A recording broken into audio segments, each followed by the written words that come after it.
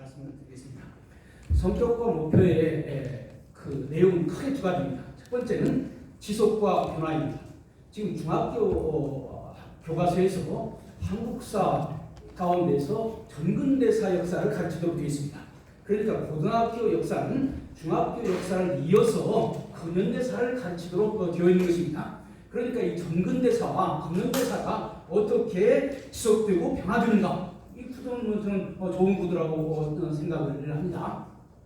그런데 문제는 어디에 있냐면 바로 그 어떻게 지속되고 어떻게 변화되는가 하는 것을 제대로 서술할 수 있도록 그 교육과정이 구성이 되겠느냐 하는 것입니다. 사실 전근대와 근대의 개념이 어떻게 다른가, 이 부분에 있어서 전근대의 개념은 상당히 자세하게 설명이 되어 있습니다. 사실 정치제도에서의 개념, 경제제도에서의 개념, 그 다음에 문화 분야의 개념. 그래서 어떤 면에서 보면 제1단원에서 전근대 사회 개념을 잘 설명하고 있어요. 그렇다면 전근대 사회와 근현대 사회가 어떻게 연결되고 어떻게 달리 발전되었는가 하는 것이 충분히 설명돼야 되는데 그렇지를 못하고 있습니다. 이것이 가장 큰 문제라고 생각을 합니다.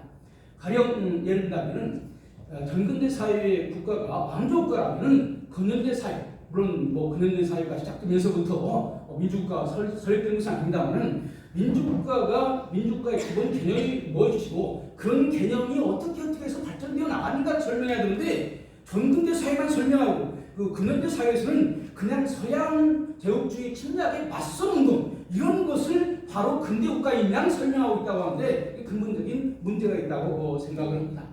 그래서 근현대사를 제대로 이해를 못하기 때문에, 특별히 세계사적인 입장에서 근현대사를 제대로 이해하지를 못하고 있기 때문에 그저 서구 문명이라고 하는 것은 서구 문물이 들어온 정도로만 설명을 하고 있지 정말로 세계사적인 맥락에서 제대로 설명을 하고 있지 못해요. 그래서 성격에 보면 세계사와 연관되어서 설명한다 말은 그렇게 되어 있지만요, 전체적인 구조에 있어서 세계사가 하나도 소개되고 있지 않습니다. 사회운동의 배경이 되는 윌슨의 민족자결주의, 그 다음에 대한민국의 출발이 되는 카이로선언, 그 다음에 대한민국 정부가 수립되는 유엔총회, 아무 얘기도 없어요. 단 한 번 나오는 것이 냉전체제에 대해서 나오고 있습니다. 그럼 냉전체제에서 나오면 1990년대 냉전체제 붕괴에 대해서 얘기해야 되는데 그것도 얘기를 하고 있잖아요. 그래서 말만 세계사와 연관 속에서 역사 서술을 한다고 되어 있지 세계사는 없고 그저 서양사는 서구 문물, 그저 기술문명 들어온 것 정도만 이해하는 이런 이해를 가지고 지금 근현대사를 서술하고 있다. 큰 문제다라고 하는 것을 말씀을 드리고 싶습니다. 그다음 두 번째 성격과 목표는 뭐냐면 다양성과 타자에 대한 이해입니다. 매우 중요한 개념으로 등장을 하고 있습니다. 다양성과 타자에 대한 이해. 저는 다양성 꼭 나쁜 것인지 모르겠어요. 어린아이들에게 여러 가지 가르칠 수 있죠. 그러나 이 다양성과 타자의 이해 전에 한국사의 가장 중요한 과제는 대한민국이 어떤 나라냐라고 하는 나를 가르치고 내가 형성되기 위해서 다양한 어떤 것들이 나에게 도움이 되고 어떤 것들이 나에게 도움이 안 되는가 하는 것을 설명을 해야 대한민국의 줄기를 알 수 있는 것인데, 다양성을 이해하고 그 다음에 타자에 대한 이해까지 있습니다. 여기서 타자가 무엇을 의미하는 것인지는 여러분들이 상상에 맡기겠어요. 제가 그런 얘기 구체적으로 하진 않겠습니다. 그런데 나에 대한 얘기를 하지 아니하고 다양성을 얘기하고 내가 무엇인지도 설명하지 아니하고 타자에 대한 얘기를 한다고 할 때 이 역사교육의 근본적인 방향이 어디로 가는 것입니까? 대한민국을 만든 근본적인 세력에 대해서 설명하지 않고 대한민국의 탄생의 근본적인 정신을 얘기하지 않냐고 타자에 대한 얘기, 북한에 대한 이해, 이것만 한다면 나도 모르는 상황 가운데서 남을 이해하면 어떻게 되겠습니까? 여기에 지금 역사교과서에 근본적인 문제가 있는 것입니다. 이게 타자에 대한 이해, 이건 그대로 되어 있는 겁니다. 거기에 나와 있는 모든 게 그대로 있는 거예요. 그 다음에 이런 것들이 이제 구체적으로 어떻게 교과서에 반영되어 있는가를 말씀을 드리겠습니다. 사실 이번에 교육과정은 한국사 1, 한국사 2로 되어 있습니다. 물론 정확하게 얘기한다면 한국 근현대사 1, 한국 근현대사 2 이렇게 볼 거예요. 그런데 이게 아마 학기 때문에 두로 나온다고 제가 들었습니다. 그런데 이렇게 나온다 보니까 엉뚱한 게 지금까지 아무도 상상하지 못했던 것을 시대 부분에 복판에 두는 거예요. 1930년대 중반에 중일전쟁 이 시점을 중심으로 해서 한국 근현대사가 둘로 나눠져 버리고 맙니다. 물론 뭐 시수랄지 여러 가지 것을 고려 때문에 어쩔 수 없이 이렇게 했다고 생각될 수 있지만은 이것을 배우는 학생들은 지금까지 뭐라고 개항기 일제시대 때 대한민국 수립 그 다음에 그 산업화 민주화 이렇게 생각하면 갑자기 말하자면 1930년대 중반 이전은 한국사 1, 30년대 후반은 한국사 2 이렇게 되니까 이게 무슨 큰 역사의 중요한 기점이나 되는 것처럼 이해할 수 있는 그런 큰 위험성이 있다고 하는 것을 구조적인 문제가 있다고 하는 것을 먼저 말씀을 드리겠습니다.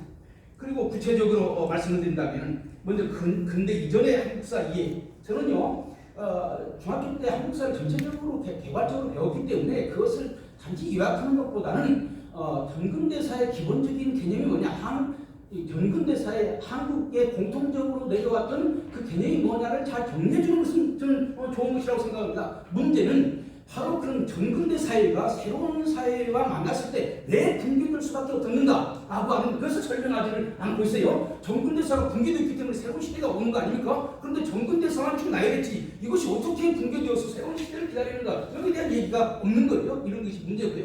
그 다음에 근대국가 수립 노력에 있어서 지금까지 이제 그 한국사도 그렇고 역사 교과서도 그렇고 핵심 아이디어가 뭐냐면 제국주의의 열강의 침략에 맞서서 대응하고 근대국가의 전환을 도생한다. 그래서 서구 제국주의 침략과 그 다음에 위의 저항 이것을 기본 구도로 하고 있습니다.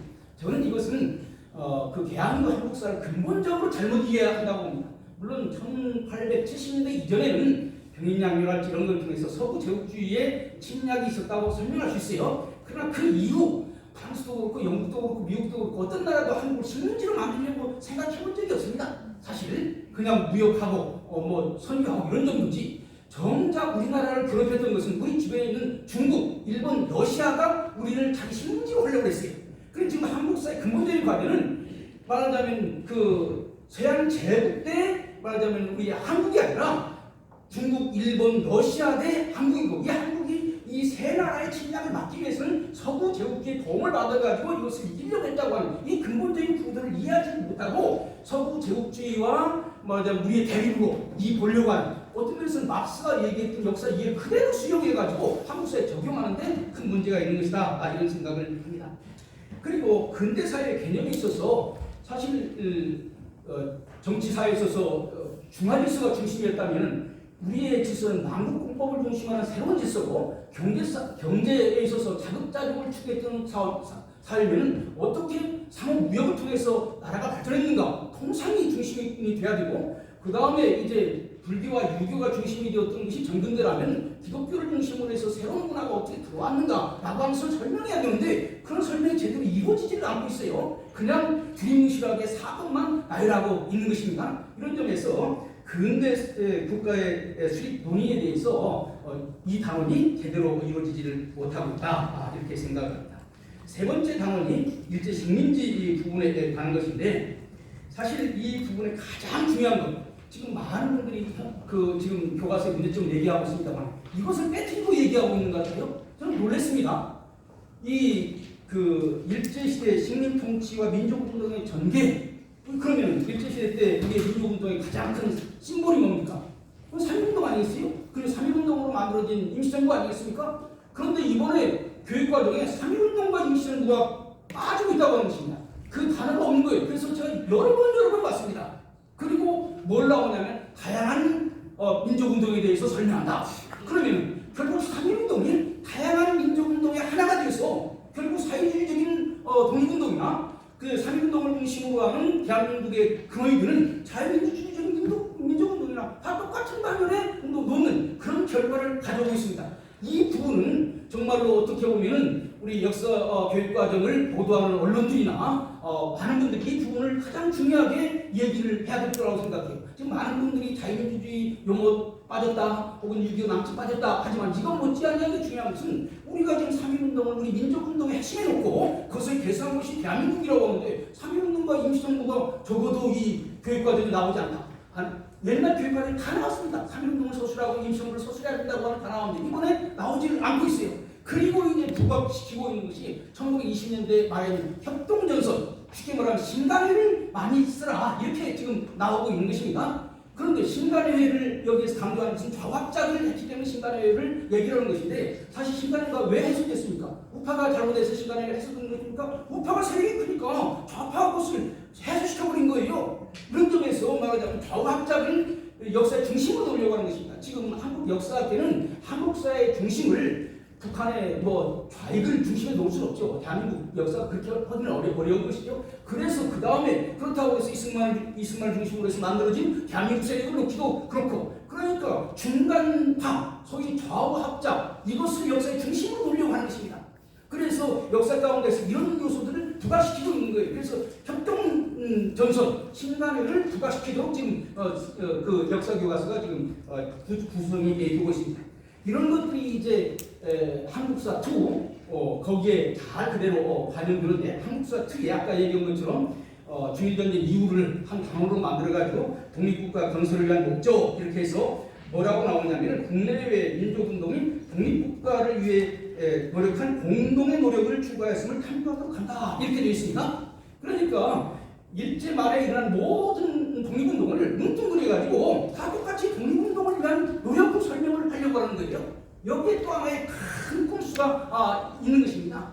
사실 여기에서 어떤 면에서는 임시정부를 설명하려고 하는지도 모르겠어요. 그러나 임시정부를 정확하게 설명한다면 김구 선생을 중심으로 하는 임시정부의 주도 세력이 김원봉 세력을 약간 수용한 것입니다. 이것을 좌우가 대등하게 협장한 것이 아니에요. 그리고 이것도 사실 말은 1945년 해방되었을 때 바로 합작했던 그 사람들이 우리 임시정부 탈퇴한다. 그리고 김원봉 그 세력이 임시정부를 부정하고 나왔습니다. 좌우 합작인데 이 합작은 어떤 합작이냐면 우리 민족주의 전선이 주도하면서 말하자면 좌익을 일부 수용한 것인데, 그나마도 이제 해방되어서 소련이 힘을 갖게 되니까 우리 같이 못한다. 그러고 한 거예요. 이것을 역사의 중심에 있다 놓는 것이고, 또 그 다음에 독립동맹이나 건국동맹 이런 것들은요, 그 강령에 진보적 민주주의를 추구한다 되어 있습니다. 진보적 민주주의는 인민민주주의에 다른 거예요. 그리고 그들의 세력의 대부분은 북한의 공산주의 국가를 만드는 데 기여를 했습니다. 그래서 해방 이전에 다양한 민족운동, 어떤 것은 오늘 대한민국이라고 하는 자유민주주의를 만들기 위한 민족운동도 있고, 어떤 운동은 공산주의를 만들기 위한 운동도 있는데, 이건 뭉뚱그려가지고 하나의 통합된 독립국가를 위한 공동노력이다, 이런 식으로 해가지고 이 독립운동의 좌익적인 독립운동, 사실 중도 좌파 혹은 온건 좌파 이런 세력들을 역사 교과서에 포함시키려고 하는 상당히 중요한 음모가 여기에 있다고 하는 것을 잘 알아야 됩니다. 자유민주주의라는 용어가 빠졌다, 이게 많잖아요. 이것이 중요한 것이 아니라, 그것도 중요하지만 그건 못지않게 이 구도 자체가 잘못되어 있다고 하는 것을 우리는 잘 인식을 해야 됩니다. 지금 현행 역사 교과서도 그렇게 되어 있습니다. 그래서 지금 독립동맹이나 건국동맹도 다 민주국가 건설이라고 해가지고 그 사람들이 말하는 민주주의가 어떤 민주주의는 문제 삼지 아니하고, 그렇게 해가지고 우리가 그 사람들 따라갔으면 좋은 나라 만들 것인데, 이런 식으로 지금 이해하도록 되어 있는 겁니다. 지금 현재 역사 교과서도 이런 점 잘 기억을 하시고요. 그 다음에 이제 대한민국의 발전. 그런데 이 강의 제목이 대한민국의 발전인데, 아니 시작을 해야 그 다음에 발전을 지어. 그러니까 말이 잘 안 되는 거예요. 대한민국의 발전. 그래서 대한민국의 건국이라는 말이 그렇게 부담스러우면 대한민국의 탄생과 발전이라고 해도 좋다. 왜냐하면 1948년 8월 15일 이승만 박사가 그 기념사에서 뭐라고 얘기했냐면, 오늘 행하는 식은 우리의 해방을 기념하는 동시에 민국이 새롭게 탄생한 것을 8월 15일, 1945년 8월 15일 탄생이라는 걸 썼어요. 그러니까 대한민국의 탄생과 발전 이렇게라도 해야지. 그럼 대한민국의 발전, 그래서 언제 시작했는지도 모르는데 발전 이렇게 하면 이게 교과서에 되겠습니까? 애들이 못해. 선생님들 이렇게 문장은 제대로 못 쓰나? 이런 생각을 할 거 아니겠어요? 애들이 가고 그런 생각이 들 거 아니겠습니까? 그리고 이제 여기에서 가장 중요한 것은 뭐냐면, 통일정부 수립을 위한 노력과 그 다음에 대한민국 정부 수립 과정을 이해하며, 그래서 통일정부 수립을 위한 노력과 대한민국 정부 수립 과정을 비슷하게 쓰는 것처럼 생각을 하고 있지만, 그 다음에 나가서는 미국과 소련이 분단체제에 끼친 영향에 초점을 둔다. 그래가지고 여기 의도는 말 대한민국이 만들어지는 과정이 아니라 어떻게 분단이 되는가, 이 과정을 설명을 하고, 그런 과정 가운데서 이 이승만이나 미국 때문에 이 나라가 통일되지 못했다라고 하는 것을 암시하도록 만드는 것이 이 부분의 중요한 과제가 되어 있다고 하는 것이, 여기 어마어마한 의무가 되어 있는 거예요. 사실 뭐 긴 얘기 할 필요 없습니다만 이 분단 체제를 확보하게 하는 데는 소련이 결정적인 역할을 한 거예요. 삼파선이라고 하는 것은 원래 일본군 무장 해제를 위해서 그냥 군사 작전선에 불과한 것입니다. 그런데 소련이 먼저 그것을 그 경계선을 만들어가지고 교통을 못하게 만들고 1945년 9월 20일 날 스탈린이 북한에 먼저 정부를 만들어라 이렇게 했기 때문에 그랬는데 그런 사실은 다 빼버리고 그 나중에 한 45년에 소련이 분단 체제를 확보하게 한 것은 빼버리고 그것을 막기 위해서 남한까지 공산주의 같은 것을 막기 위해서 1948년 어쩔 수 없이 남한만이라고 정부를 만든 것을 분단 체제의 출발이라고 하는 이런 역사 이해를 가지고 좀 역사를 쓰고 있다고요. 이런 측면에서 참 문제가 많은 것이고 그 다음에 분단 체제의 극복이 무엇을 이제 주로 하이라이트로 하느냐 미소공동위원회, 좌우합작, 남북협상 이런 것들을 역사의 중심에다 놓고 그 다음에 4.3 사건, 그 다음에 뭐 이런 그 여순 반란 사건 이런 것을 보는 거예요. 지금 역사 교과서에 보면요, 대한민국이 한복판에 있고 앞에 남북합작, 좌우합작, 그 다음에 그 남북협상, 그 다음 뒤에는 4.3 사건, 여순 반란 사건. 그래서 대한민국 수립은 이 양세력에서 포로되어 있는 그런 상황이에요. 지금 교과서에 대한민국 수립은 말하자면 이 세력들에 의해서 포위되어 있는 상황입니다. 대한민국을 역사 교과서에서 우리가 해방시켜줘야 되는 거예요.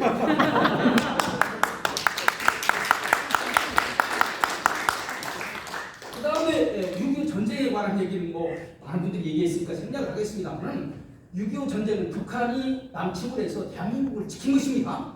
그러나 그냥 앞으로도 그냥 지키는 것이 어렵다고 생각을 해서 미국과 손을 잡고 한미동맹이 맺어짐으로써 말하자면 대한민국이 그 안전을 확보하게 되고 그래서 모든 경제적인 발전이랄지 민주주의 발전이 가능하게 된 거예요. 그런데 지금 6.25 부분에 대해서 가장 포커스를 두는 것은 6.25 전쟁이 어떻게 분단을 고착화시켰는가 여기에 초점을 맞추라는 거예요. 그러니까 한미동맹으로 인해서 남한이 공산주의 침략에서 안전하게 되고 대한민국이 어떻게 그 뒤에 민주화를 이루고 산업화를 이루고 세계적인 나라가 되는가 여기에 초점을 두기보다는 분단의 고착화 여기에 관점을 두라고 하는 얘기입니다. 이런 역사 교과서를 가지고서는 그 뒤에 역사가 제대로 설명될 수가 없는 겁니다. 그 다음에 민주화와 산업화가 얘기하고 있는데 간단하게 얘기하겠습니다. 민주화를 얘기하려면요 대한민국이 어떤 민주주의 국가인가라고 하는 것을 먼저 설명하고 그 민주주의 우리가 세운 민주주의 국가는 이런 민주주의 국가인데 이승만이 거기에 대해서 어떻게 잘못했고 박정희가 어떻게 잘못했고 이렇게 설명해야 되는 것인데 대한민국이 어떤 민주주의인가는 설명이 없고 그냥 독재만 얘기하고 있는 거예요. 그리고 사실은 그 뒤에 나오는 민주주의에 대해서도 민주주의도 자유민주주의라고 하는 민주주의가 있는 것이고 사실 진보적 민주주의를 추구하는 민주주의도 있어가지고 오늘날 대한민국에 지금 가장 혼란스러운 것은 민주주의에 대한 정의를 하지 아니하고 지금 종북적인 사람들도 민주주의라고 하기 때문에 문제가 되는 거예요. 그래서 민주화를 얘기하는 것은 중요해요. 사실 뭐 저는 독재정권을 무너뜨리고 민주주의화하는 것은 매우 중요한 것이라고 생각합니다. 그러나 민주주의라고 하는 이름으로 대한민국의 정체성을 훼손시키고 이 사회를 불안하게 만드는 그런 사람들도 우리는 그런 세력이 있다고 하는 것도 여기 지적해야 된다고 생각합니다. 경제에 대한 부분 여러분들 너무나 잘 알기 때문에 생략을 하겠습니다. 그 뒤에 마지막 단원이 민주주의의 성숙과 평화를 위한 모색입니다. 그런데 여기에 신자유주의 문제를 얘기하고 있어요. 그런데 신자유주의 문제를 얘기하려면요 냉전 체제의 붕괴를 얘기해야 됩니다. 그래서 공산주의가 몰락을 했고 그래서 냉전 체제가 붕괴되었고 그 힘을 가지고 이제 자유주의가 나왔는데 이 신자유주의만 얘기하지 그 앞에 냉전 체제가 왜 붕괴됐는지 공산권이 왜 몰락됐는지 공산권의 몰락을 얘기하면 자연스럽게 얘기할 수 있는 것이 1948년 자유민주주의 국가 대한민국이 설립된 것은 잘했다. 소련을 누가 미국이 공격해서 무너진 것이 아니잖아. 자체적인 모순에서 망한 거 아닙니까? 그러면 이 냉전 체제 1990년대쯤의 역사에 이르서는 1948년에 우리가 선택한 선택이 잘된 것이다. 이것을 얘기를 하고 그러나 자칫 자본주의랄지 이런 것은 문제가 있다. 이렇게 얘기하는 것은 좋지만 이런 점에서 큰 문제가 있다고 하는 것입니다. 시간이 좀 지나가는지 잘 모르겠습니다. 많이 써왔습니다만 안 하고 지금까지 얘기한 것을 요약해서 정리한다면 몇 가지로 정리하겠습니다. 첫 번째로 이번 교육과정은 한국의 근현대사를 대한민국 새롭게 등장한 세계 질서와 관계 속에서 파악하고 잊지 못했다. 두 번째, 한국사를 전체 국민의 입장에서 보는 것이 아니라 민중의 입장, 여기서 민중의 입장에서 봐야 된다고 하는 것이 여러 번 나오고 있습니다. 인민이라고 하는 단어를 쓴 그 집필자의 원래 본인의 책에는 인민이라는 말을 쓰고 있습니다. 인민이라는 말 저도 교과서에 쓰기가 어려우니까 민중이라는 말을 쓴 거예요. 민중의 입장과 그 운동의 관점에서 파악함으로 한국사를 특정 집단의 운동사로 전락시켰다고 하는 비판을 받을 수가 있습니다. 그래서 전체 한국의 국민의 입장에서 쓰는 것이 아니라 계급을 초월한 모든 국민의 입장에서 한국사를 쓰는 것이 아니라 특정 집단이 제가 되는 역사를 쓰려고 한다고 하는 것이죠. 세 번째, 한국 근대사의 중심을 대한민국의 기원과 탄생과 실현과 발전 중심으로 이해하지 못하고 오히려 대한민국을 반대하는 세력을 타자를 이해해야 된다라고 하는 용어를 통해서 그 타자에 대해서는 관대하고 나에 대해서는 아예 말 안 해버리는 거예요. 여러분들 참 저는 이번 역사 교과서를 보면서 이런 생각을 해요. 이 박명수라고 하는 나를 설명하는 데 있어서 우리 아버지가 다른 여자와 결혼해서 나를 낳았으면 어땠을까라고 상상을 하면서 나라고 하는 것을 쓸 수 있을까? 역사 교과서 그런 거예요. 대한민국이 나온 역사를 쓰는 것이 아니라 이랬으면 어땠을까? 그랬으면 더 낫지 않았을까? 상상을 하면서 그것을 역사의 중심으로 놓고 그런 꿈을 꾼 사람들을 잘한 것이고 오늘 대한민국을 만남. 그러니까 우리 아버지가 옛날 연애해서 그 사람과 만나서 난 그 사람 그럼 나는 없는 거 아닙니까? 이런 역사를 지금 쓰고 있는 거예요. 이런 역사가 이게 역사라고 말할 수 있습니까? 지금? 그 다음에 그 네 번째는 네 번째가 존재하지도 않는 상상 속의 통일한 한국을 가정함으로써 분단의 현실을 직시하지 못하게 해서 한국 사회의 잘못된 방향으로 이끌어갈 수 있습니다. 역사는 현실입니다. 현실에 근거해서 역사를 써야 되는 것이지 자기 상상에 근거해서 역사를 쓰면 안 되는 거예요. 너무나 통일지상주의. 어떤 통일이냐 말하지 않아요. 무조건 통일이면 된다. 그런데 배후에는 어떤 의무가 있는지 그건 잘 모르죠. 그 다음 다섯 번째, 이번 시안이 동북아의 평화 공존을 강조함으로써 지금 우리 정부도 그렇고 지금 자유세계와 연대해서 우리 나라가 해방 이후 지금 지속되어 왔던 서구 근대 사회 속에 들어가서 더 자유세계를 발전하려고 하는데 지금 현대 역사교과서는 동북아의 평화와 공존을 얘기하면서 생각이 아직도 중화대소 속에 있는 거예요. 이런 역사교과서를 지금 세계 자유세계와 손을 잡고 중국의 위협에 맞서서 세계를 극복하고 나가려고 하는 이 윤석열 정부가 어떻게 이 문제를 대처하려고 하는지 저는 지금 두고 보고 싶은 것입니다. 그러니까 만일에 윤석열 정부가 자기들이 얘기한 국정 방향을 추구한다고 한다면 역사교과서는 거기에 크게 반대하는 역사교과서가 되는 거예요. 윤석열 정부가 이런 역사교과서를 만들었다. 이건 아마 앞으로 먼 훗날 역사가들 역사를 쓸 때 이런 아이러니가 있을까? 이해하기가 힘들 것입니다. 결론적으로 대책을 말씀드린다면 첫 번째, 이 한국 근현대사는 대한민국의 정체성을 확립하여 국민 통합을 이루어야 하는 책무를 가지고 있는데 이번 교육과정으로서는 그런 목적을 달성할 수 없습니다.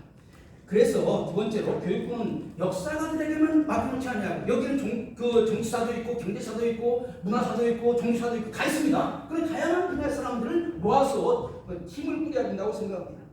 그 다음에 세 번째는 새로운 대한민국 이 교육과정 핵심에는 대한민국이 어떤 근원을 가지고 있고 근대사회와 그것을 어떻게 민주 국가를 만들어야 되겠다는 꿈을 가졌고 그 꿈이 어떻게 3.1운동에서 어떻게 표현되었고 그 꿈이 어떻게 대한민국을 만들었고 6.25를 통해서 어떻게 극복했고 그 다음에 산업화 민주화를 통해서 어떻게 오늘에 왔는가 이 대한민국의 키워드가 되어서 성취기 전에 앞으로 만들어질 새로 만들어진다면 새로 만들어지는 그 교육과정의 성취 기준에는 대한민국의 기원과 발전과 시연을 잘 설명하도록 한다라고 하는 것이 나오는 그런 교육과정을 만들기를 바랍니다. 이상입니다.